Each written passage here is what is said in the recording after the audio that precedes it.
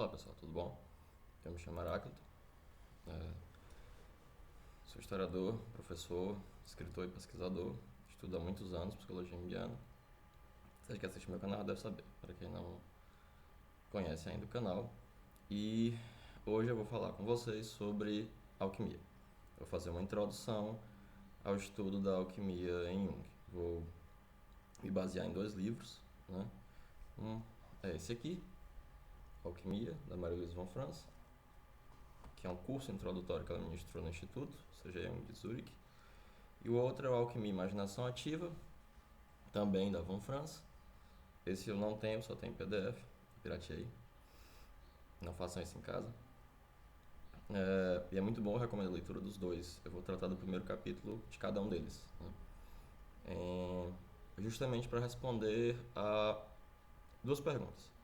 Não tanto entrar exatamente no estudo próprio da alquimia, mas por que o Jung se interessa pela alquimia? É uma das perguntas. E a outra é falar um pouco sobre o que é alquimia, o que é a história da alquimia, né? É o que a Von Franz trata tanto no primeiro capítulo desse, principalmente o porquê do Jung se interessar por alquimia, e no Alquimia e Imaginação Ativa, ela vai falar um pouco sobre a história da alquimia, das dificuldades de se estudar alquimia, e eu vou resumir um pouco as ideias desse capítulo aqui para vocês, trazer algumas outras leituras, obviamente, né? Não vou me prender a esses dois textos, mas são, depois vocês tiverem interesse, e eu espero que vocês tenham de ler por vocês mesmos, esses são os indicados. Eu estou aproveitando que eu estou ministrando um grupo de estudos sobre alquimia, utilizando esses dois livros para começo, né? Entre os meus alunos da pós-graduação, e aí como eu tenho muita coisa para fazer, fica difícil conciliar as coisas, eu estou juntando, né? Como eu estou estudando e preparando material para esse grupo, eu aproveito e gravo uns vídeos para vocês também. Bom, antes da gente começar, se você puder dar um joinha, se puder se inscrever, seria muito bom. Eu agradeço bastante. Eu também vou deixar linkado aqui embaixo o meu livro de introdução na Amazon. Quem tiver interesse nos temas mais introdutórios e quiser estudar de uma maneira algo mais sintética, tá lá, né? Pois bem, por que o Jung resolveu se dedicar à alquimia? A Marie von Franz faz um comentário muito interessante no começo desse aqui, da alquimia, o que eu tenho, né? Isso aqui tem um monte de anotação. Ele é muito bom, recomendo mesmo. Mas qual é o comentário que ela faz? Que as pessoas até entendem porque que o Jung faz a remissão à mitologia, aos contos de fadas, mas não conseguem acompanhá-lo na alquimia. Não entendem porque ele está estudando um negócio tão complicado, não leem ou leem a contragosto, né? Eu acrescentaria uma terceira coisa: as pessoas leem e piram na batatinha.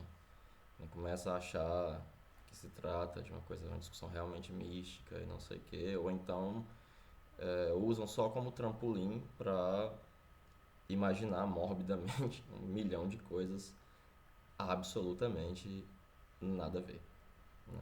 E a alquimia de fato é muito importante. Eu vou tentar esclarecer os motivos disso. Mas vamos esclarecer primeiro essa coisa do mito e do conto de fadas, né? Por que o Jung se interessa por mitos e contos de fadas? No volume 9 das obras completas, Os Arquétipos do Inconsciente Coletivo, ele explica que, em sua perspectiva, a mitologia é a essência da alma projetada. A mitologia, ela é sempre uma projeção do inconsciente coletivo. Aquilo que hoje nós entendemos como um aspecto interno, subjetivo, né? Esse termo é complicado de se utilizar em Jung, especialmente para se falar do inconsciente coletivo, que é o aspecto objetivo do psiquismo, né? Então eu estou usando aqui subjetivo com máximo grano salis. Era encontrado projetado. O que é a projeção?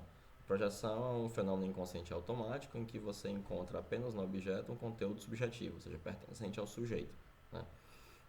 E quem projeta não é a consciência, quem projeta é o inconsciente. Por isso, quando a projeção ela já está lá de antemão. Tecnicamente falando, não se trata de projeção, mas de identidade arcaica ou participation mystique, para utilizar o termo em francês, que vem da antropologia.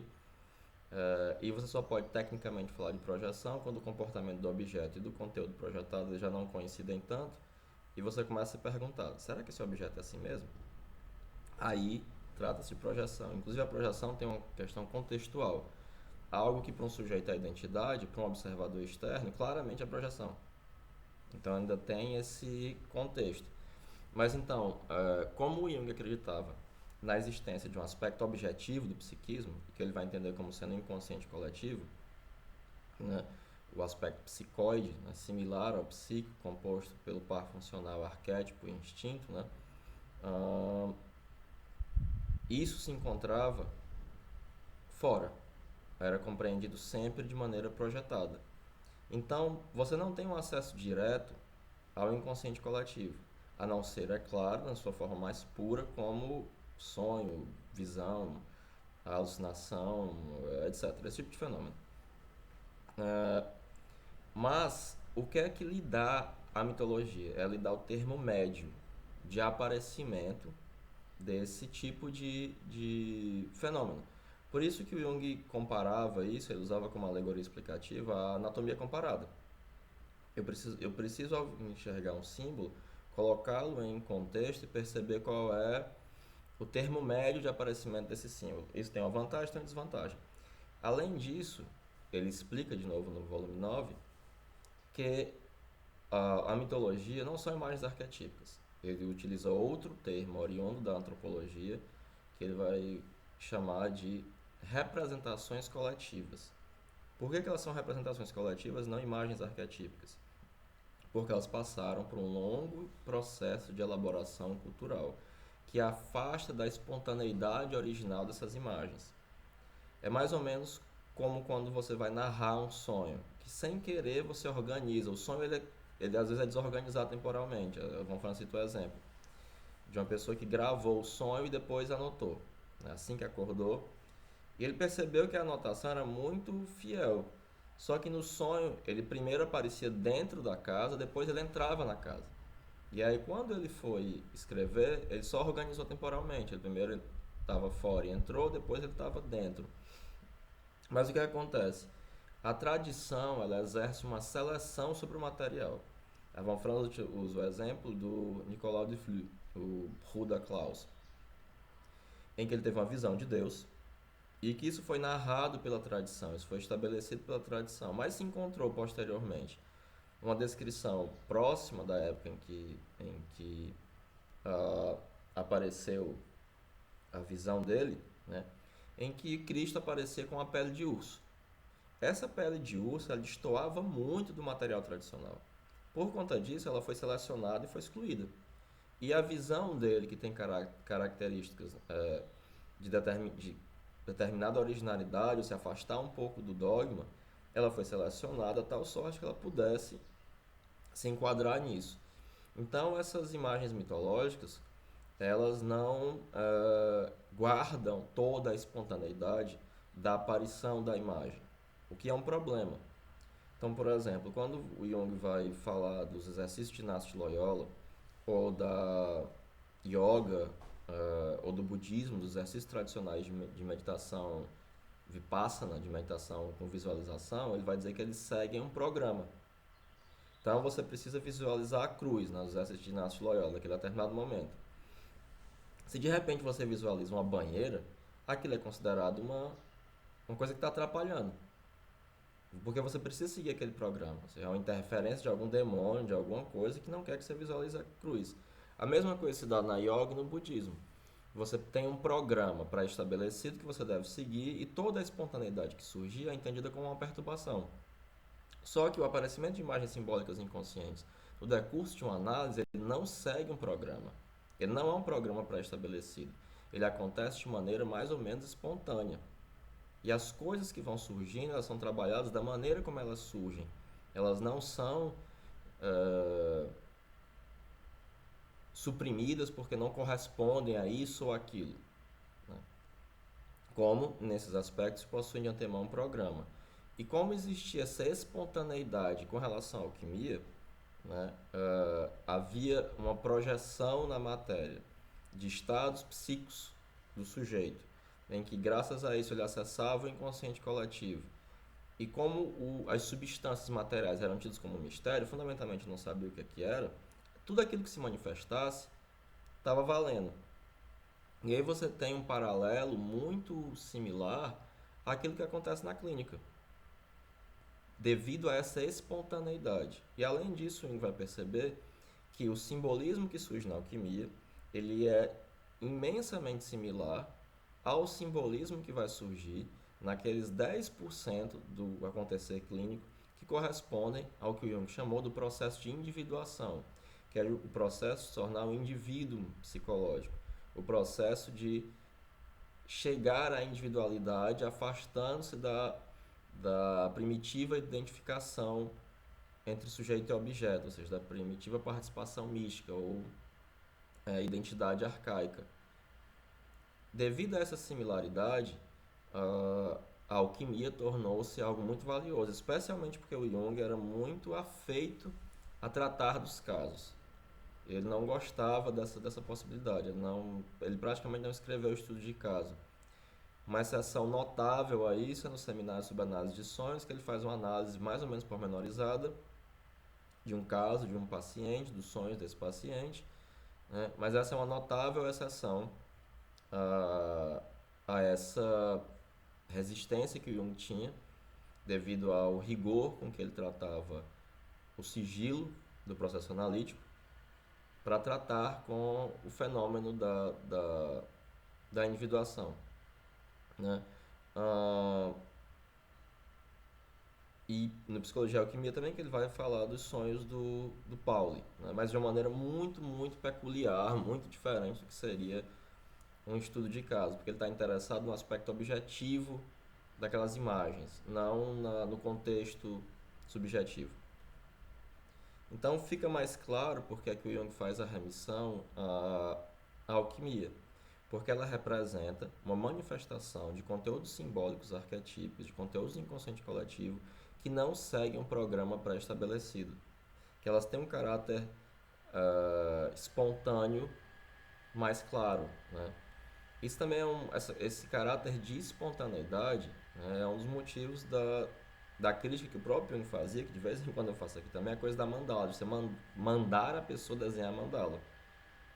Porque a mandala só tem interesse psicológico quando o indivíduo, espontaneamente, resolve fazer aquele negócio, né? Ele está fazendo um desenho e, ao plasmar seus próprios conteúdos espontâneos, surge de maneira natural, não programada, não seguindo um programa, a imagem que se assemelha historicamente às mandalas históricas das culturas dos índios norte-americanos, dos pueblos, do Tibete, da alquimia chinesa, né? Etc. Quando você tem um programa, né, pode até ter um efeito terapêutico, mas não tem um efeito analítico, né? Porque o que é o efeito analítico? O que é analítico para o Jung? Analítico é aquilo que resulta do confronto, do embate entre consciente e inconsciente. E isso é o que é o genuinamente importante, né? É claro que você mandar alguém desenhar uma mandala pode ter um efeito terapêutico, a pessoa pode se sentir melhor, ela pode achar legal, um monte de coisa. Mas você pode mandar desenhar qualquer coisa, né? Como disse o Walter uma vez numa palestra que ele deu aqui, você pode mandar desenhar um coelhinho que tem mais ou menos o mesmo efeito, né? Então, nós respondemos a primeira pergunta. Por que o interesse pela alquimia, né? Inclusive, a primeira vez que o Jung entrou em contato com a alquimia foi com a alquimia chinesa, através do Richard Wilhelm, né? Quando ele pediu que o Jung escrevesse um prefácio ao Segredo da Flor de Ouro. E Jung se espantou bastante porque as imagens das mandalas correspondiam a imagens que ele mesmo espontaneamente tinha pintado. Inclusive, algumas das mandalas que aparecem naquele livro, como mandalas modernas ocidentais, foi ele que pintou, para plasmar as imagens que apareciam durante o processo de 3 anos que ele teve, em que ele se dedicou quase exclusivamente ao confronto com o próprio inconsciente, né? Algumas pessoas erroneamente dizem que ele estava psicotizando, não sei o quê, mas é pura burrice. Do contrário, ele não teria produzido o que ele produziu, ele teria simplesmente se identificado com o material dele, etc, etc. Mas isso é assunto para um outro vídeo. Por enquanto, eu fico só com o fato que é burrice. Depois eu explico por que é. Então, né, temos a resposta à primeira pergunta, né? E aí a Marie-Louise von Franz, nesse outro livro, que infelizmente eu não tenho, se alguém de vocês tiver, quiser me dar, quiser me vender, estamos aceitando, viu? que é o Imaginação Ativa, Alquimia e Imaginação Ativa. Eu até entendi errado o livro, né? Quando eu fui ler, eu fiquei pensando, pô, ela vai falar de imaginação ativa, mas não é disso que se trata, porque ela vai analisar uma imaginação ativa do Dorn, né? E aí, como ela está analisando uma imaginação ativa, o que nós entenderíamos hoje como uma imaginação ativa, feita pelo Dorn, Richard Dorn, o Dorn, né? Alquimista de que eu gostava bastante, aí ficou alquimia e imaginação ativa, né? E eu lá, ela fala de imaginação ativa, não fala. Ela analisa uma imaginação ativa, né? My mistake. Então, logo nesse primeiro capítulo, ela vai esclarecer alguns aspectos da história da alquimia que são muito interessantes, né? Ela vai esclarecer que a alquimia ela nasce mais ou menos no século I da era cristã, perdão. Ela floresce na Grécia mais ou menos nos séculos II e III. Isso seguiu um gradual declínio que durou mais ou menos até o século X. No século X,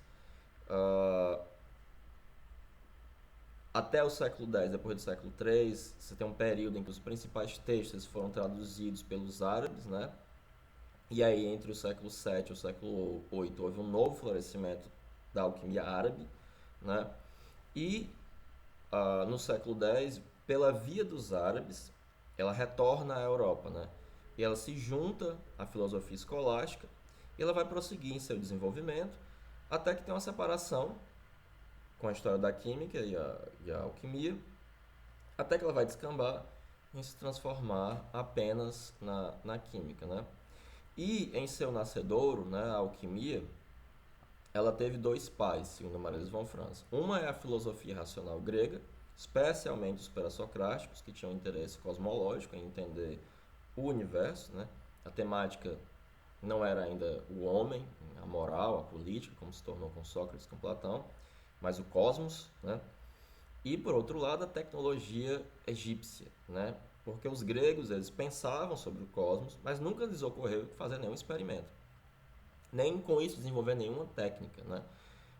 Os egípcios eram o oposto. Eles tinham diversos procedimentos técnicos, eles tinham um aspecto extremamente prático relacionado à sua religião, né?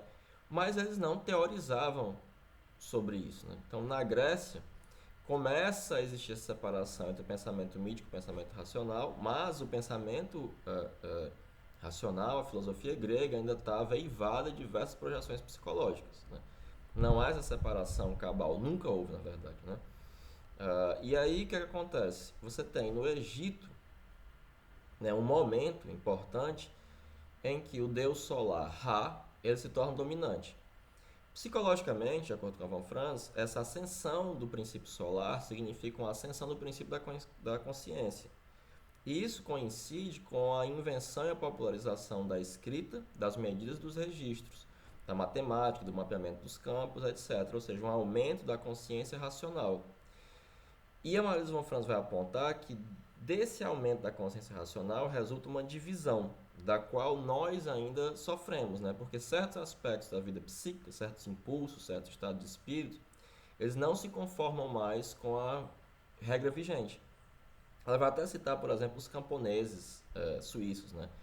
Que tem uma mania de, à noite, iam lá e mexiam as pedras, aquilo que demarcava o limite dos campos deles.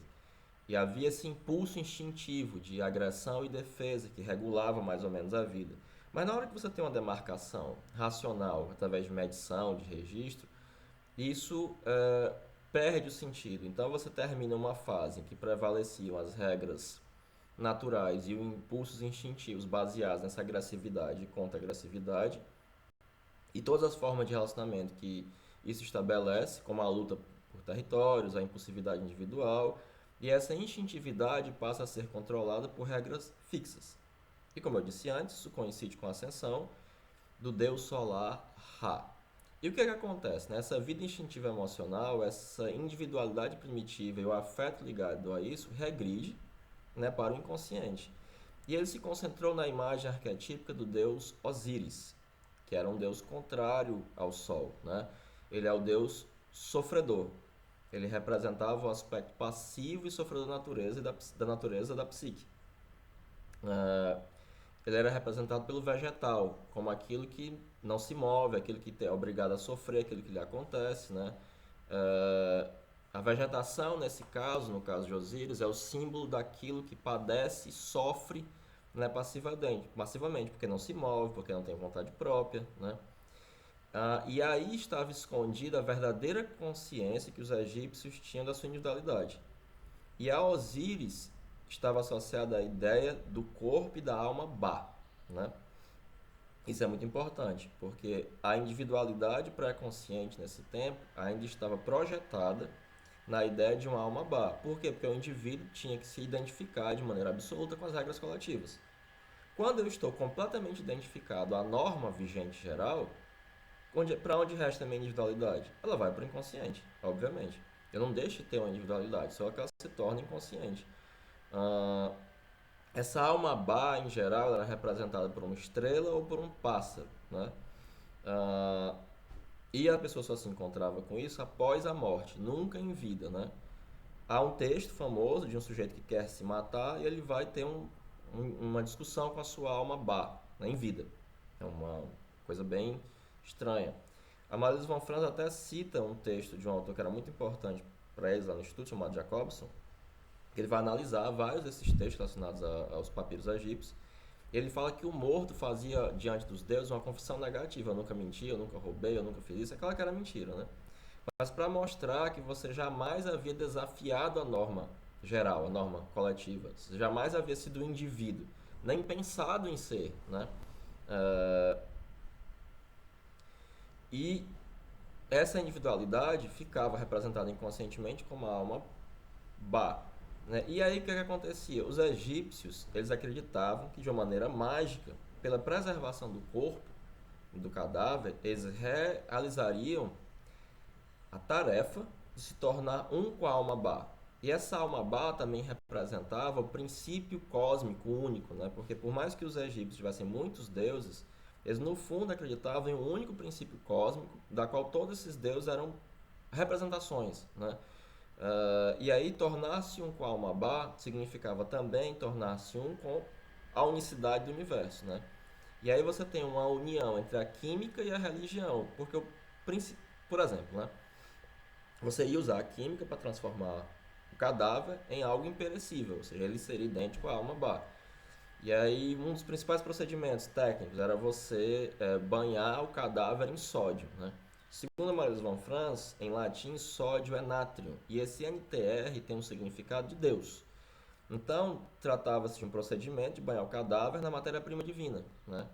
No oceano num primordial. E assim ele se tornava eterno. E cada pedacinho do processo de mumificação significava uma integração com a divindade, né? E no momento da morte, ele era chamado de Osíris, e era idêntico a Osíris. Isso se dava através de um procedimento técnico, né? Recordando que a gente já falou, que para Osíris, para os egípcios, Osíris era o princípio cósmico e simultaneamente individual que há em todo homem, que corresponde, por exemplo, ao Atman indiano. Tem o Atman e tem o Mahatman, que é o Atman cósmico, o grande Atman, que tudo penetra. E o Atman individual, o Purusha cósmico, né? Purusha individual, Purusha cósmico. Há essa paradoxalidade, porque há uma relação entre microcosmo e macrocosmo, né? E assim, os egípcios eles faziam exatamente como na magia primitiva, né? Porque eles entendiam que toda matéria era divina. Então, um material como o ouro ou a mirra sempre correspondia a um deus, pois eles estavam carregados do mando desse deus. E quando você misturava esses materiais, você estava misturando substâncias divinas, né? Ah, e aí você percebe como essa mentalidade egípcia e essa mentalidade da magia primitiva, ela não fazia uma diferenciação entre psique e matéria, né? Porque psicologicamente o que é um deus, né? Uma divindade é um modo típico de uma manifestação, de um modo de vida instintivo, digamos assim. Ou seja, ele representa um aspecto do psiquismo objetivo, como nós veríamos hoje em dia, né? E aí você percebe também que você tem uma coisa extremamente importante aqui. o aspecto individual e o aspecto cósmico eles se dão simultaneamente. Isso podia ser visto com muita clareza na técnica de produzir ligas metálicas, né, que os egípcios aprenderam com os sumérios e com os babilônios. Porque a técnica ela sempre era realizada com a cerimônia religiosa. Então, por exemplo, a fundir o minério de ferro, você precisava esperar que Marte, o aspecto cósmico, o aspecto astrológico relacionado ao ferro, ele tivesse uma posição propícia. E você sacrificava um galo, você jogava um galo na fornalha. Em alguns textos fala que jogavam as crianças na fornalha, né? E isso é um aspecto essencial da tradição alquímica. Não jogar crianças na fornalha, mas o aspecto cósmico, né? O aspecto da astrologia. É uma ligação com a astrologia, né? É por isso que é indispensável estudar astrologia para estudar alquimia. Então, por exemplo, se eu ia fundir o estanho, eu precisava observar Júpiter, o momento propício de Júpiter, para o ouro, o Sol, para a prata, a Lua, para o cobre, Vênus, etc. E aqui se vê as raízes arcaicas do que Jung chamou depois de sincronicidade, né? E o Zósimo, um famoso alquimista que Jung gostava muito, ele esclarece isso. Ele é mais próximo da ideia junguiana de sincronicidade, né? Quando ele acreditava, né, que algumas das transformações e suas relações com os astros eram superstição, mas que haviam o que ele chamava de transformações Karakai. E essa palavra vem de Kairos, que é um momento magicamente favorável, e não apenas do ponto de vista astrológico, né? É mais ou menos como o conceito chinês de Tao. A Barbara Hanna, ela conta uma história que o Jung disse para ela contar em todos os seminários, né? Que o Richard Wilhelm contou para ele, que o Richard Wilhelm presenciou. Tinha um fazedor de chuva, eram duas cidades, Kwantong e Kiatshou, né? Ele estava em Kwantong, estava tudo bem, mas em Kiatshou estava uma seca horrorosa. E aí chamaram o fazedor de chuva para lá. E aí eles, assim que chegou lá, ele disse assim, olha, construam para mim uma cabana nos arredores da cidade, não me perturbem. E depois de 3 dias, no alvorecer do quarto dia, choveu. E choveu de um jeito tão esquisito que choveu até granizo. O Wilhelm, ao ouvir essa história, ele ficou muito espantado e foi conversar com esse sujeito. Ele perguntou para ele, como foi que você fez chover? Ele disse, eu não fiz chover. Ninguém faz chover. Simplesmente eu vivia em Guangdong, onde as coisas estão tudo bem, está tudo em harmonia, tudo em ordem, o céu e a terra estão em ordem. E quando eu cheguei aqui, estava tudo em desordem, tudo em desarmonia. Céu e terra estavam em desarmonia. E aí eu gastei 3 dias para me colocar em harmonia. No quarto dia, quando eu estava em harmonia, choveu. E é exatamente esse o princípio do Tao chinês, o princípio da sincronicidade, né? Isso é um conceito extremamente importante para a clínica junguiana, né? Ou seja, o que é que o Zosimo estava dizendo? Você deveria descobrir por meio de meditação qual é o momento interno correto para a transformação do material. A Von Franz vai dizer que o Zosimo provavelmente era um místico introvertido. E aí você vai ter duas grandes correntes na alquimia, uma corrente introvertida e uma corrente extrovertida, né? Essas duas grandes polaridades, introversão e extroversão, desempenham um enorme papel na alquimia. Por exemplo, segundo Von Franz, os teóricos gregos eram mais extrovertidos e os técnicos egípcios mais introvertidos, mas quando as duas tradições se encontram, você tem uma inversão. E assim você tem vários tratados químicos, né, em que a ênfase pode recair na receita concreta e nos procedimentos técnicos, né, que aí você tem um aspecto extrovertido que vai descambar na química, e um lado introvertido que mostra mais uma consciência mais ampla do estado interior e das pressuposições subjetivas e teóricas no âmbito do experimento, que isso hoje em dia afeta a física. Você tem a coisa do Heisenberg, né, de que a observação vai afetar o fenômeno, ou seja, você ainda tem numa corrente subterrânea esse drama psíquico, esse aspecto da desde a alquimia ainda se desenrolando, né? O mais importante, que aproxima da clínica junguiana, é que a tradição mais introvertida, ela partia do pressuposto de que o mistério que eles estavam tentando desvendar, o mistério da estrutura do universo, estava neles mesmos. Meu corpo é feito de matéria, né? Nos seus próprios corpos e na parte de sua personalidade que hoje nós chamaríamos de inconsciente, mas que eles achavam ser a própria vida material. Então eles achavam que ao invés de tratar com materiais externos, você poderia olhar para dentro de si e obter informações, né, sobre esse mistério, porque você é o mistério. E além disso, você poderia pedir à matéria, né, que se revelasse a você. Assim, ao derreter o ferro, ele não era tratado como um objeto morto, mas como algo vivo. Com isso, o que eles conseguiam é que psicologicamente eles contatavam o inconsciente coletivo, que também era projetado no aspecto interior dos seus próprios corpos. E aí há uma hipótese muito ousada que Jung chega a considerar que é do unus mundos. O que é que isso significa? Né? E que a sincronicidade aponta um pouco para isso. Que o que nós chamamos de matéria é a psique vista de fora, e o que nós chamamos de psique é a matéria vista de dentro. Né? Era mais ou menos com isso que os alquimistas lidavam. Isso era o que estava na base, né? Se nós formos formular psicologicamente, do estudo da alquimia. E você tinha aspectos bastante problemáticos, né, do estudo dos textos alquímicos, né? Porque justamente por conta dessa contaminação da matéria com aspectos psíquicos, ou desse unus mundos, né, como queira. Porque nos textos alquímicos, as substâncias, elas eram seres desconhecidos, né? Elas eram entidades desconhecidas, né? E levavam nomes que a gente não tem como traduzir direito. Porque, por exemplo, o enxofre era Theos. Só que Theos também é Deus. Theos é a substância divina, o divino, né? Arsênicon significa simplesmente macho. E aí, como ele tinha uma ação masculina, né, ele atacava as outras substâncias, qualquer substância que fosse ativa, que fosse algum ácido, que fosse quente, que gerasse uma transformação, era entendida como arsênico, né? A prata era entendida como feminina, porque ela era passiva, ela era facilmente atacada, ao invés de atacar os outros. Então, qualquer substância quente e ativa era um arsênico, e Theon podia ser tanto traduzido como enxofre, como o mistério divino na matéria, né? E aí você vai ter uma linguagem esotérica, com X, que vai representar as substâncias realmente, né, os aspectos técnicos, uma linguagem esotérica com S, que vai representar esses mistérios gnósticos, essas coisas misteriosas que estão aparecendo aí, né?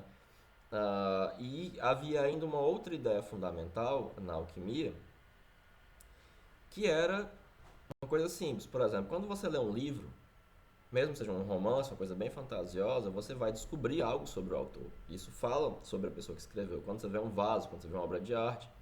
E assim, a ideia que estava na base da alquimia era de que ao desvendar o segredo do cosmos, da existência, né, isso levaria a um conhecimento da mente do Criador, um conhecimento do Criador, né? E esse era a busca fundamental dos alquimistas. Inclusive, von Franz vai dizer que nos grandes físicos teóricos isso ainda está presente. Quando Einstein fala que Deus não joga dados, no fundo ele está querendo descobrir, né? Ele está falando disso, de entender a mente do Criador. Os grandes físicos realmente eles não estão imbuídos de uma ambição acadêmica, né? Eles estão imbuídos de um ímpeto similar ao dos alquimistas. Ao desvendar o mistério do universo, desvenda o mistério da existência, o mistério do ser, o mistério de Deus, né? E você vai ter sempre essas duas tradições, introvertidas e extrovertidas. Isso se dá até mesmo quando uma tradição religiosa, você vai ter determinadas seitas que compensatoriamente vão ter um aspecto mais introvertido com relação ao dogma, né, o aspecto social mais extrovertido, né? O vídeo já está bem longo, né? E, bom, mas em linhas gerais, né, é isso que a Marie-Louise von Franz fala nesses dois textos, esses dois primeiros capítulos, né? Espero que vocês tenham gostado, que tenha sido proveitoso. Se vocês tiverem gostado, deem um joinha, se inscrevam no canal. O link para o meu livro também está lá embaixo, né? E apesar de eu estar fazendo essa série de vídeos sobre psicanálise, eu vou também, em paralelo, fazer essa série de vídeos sobre a alquimia, à medida em que no grupo de estudo nós fomos estudando as obras tanto da von Franz quanto do Jung relacionadas a isso, né? Eu agradeço vocês que acompanharam, que estão aqui assistindo, vendo eu falar sem parar mais de meia hora, né? E é isso. Muito obrigado. Valeu.